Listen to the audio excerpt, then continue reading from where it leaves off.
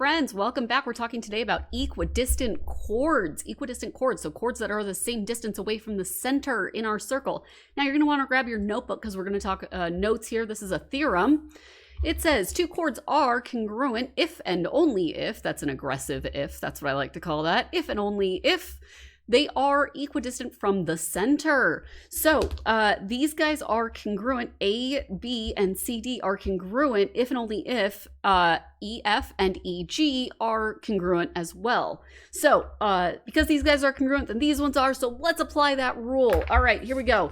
Find the value of X. All right, so since this guy right here is congruent, this is 6 and this is 6, therefore those guys are congruent there. So that means that our arcs are congruent and our chords are congruent. So the chords, and that's the most important part right now. So the chords are congruent. That's where I was going with that. 3x plus 1 equals this guy right here, 22. So the 6s are there. There's numbers there, but that's just to show us that they are congruent. We don't need to use those for anything. So minus 1, I get 3x equals 21. I'm not petting my dog, and so he is, or she is gently whining in the background. I apologize if that picks it up. All right, so divide both sides by 3. We end up with x equals 7. We look at the question. It says find the value of x. Have we done that? Yes, we have. All right, let's move on.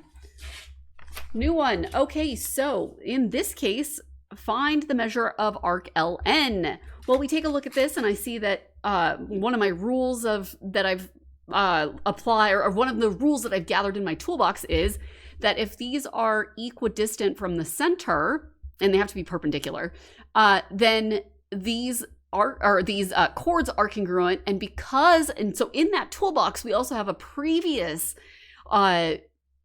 theorem that says if these chords are congruent, then the arcs are also congruent. So this equals this guy. Yes, let's do it. 13x plus 79 equals 35x minus 31. I'm going to minus 13x. I usually put my variables on my left, but I like to have a positive variable, so we're going to do that.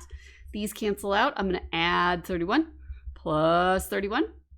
All right, so now I have 35 minus 13 gives me 22, so 22x, and then plus 1 is 80, so that's 110. So 110 equals 22x, and if we divide both of those by 22, we end up with 5, just double checking, don't want to make a silly error. X equals 5. Are we done? No, let's go back, read the question. It says find the measure of LN. Ooh, this is going to be a little tricky. Let's see. We have enough information now to find the measure of arc MN and ML. Remember, if we find one, we know the other because they are congruent. So let's just say the measure of arc MN is 35x minus 31. And we know x is 5, so 35 times 5 and then minus 31. And if we do that, we get 175 minus 31, which gives us 144. So this arc right here is 144. And so if this is 144 all along here, right? Gotta make the sound. This guy is also 144. So what does that leave us here? Well, 144 and 144, that's 288. So if we do 360 and we subtract 288 from that, we end up with 60 and 12. I don't want to do this mentally because I will mess up and then I will be ashamed. I'll be like, all the way at the very end, I'll be like, oh, I made a mistake.